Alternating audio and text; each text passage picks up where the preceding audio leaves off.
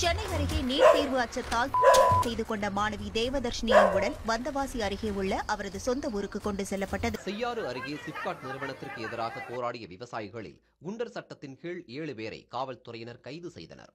சென்னை அண்ணா பல்கலைக்கழக மாணவி வன்கொடுமை விவகாரத்தில் காவல் ஆணையர் குறித்து உயர்நீதிமன்றம் கூறிய கருத்துக்கு உச்சநீதிமன்றம் தடை விதித்துள்ளது. கள்ளக்குறிச்சி கள்ளச்சாராய விவகாரத்தில் உயிரிழப்பு 65ஆக அதிகரித்திருக்கிறது. இந்த நிலைமை இப்படியேதான் தொடருமா? நமக்கான ஒருத்தர் வந்தாதான் இந்த நிலைமை மொத்தமா மாறும்.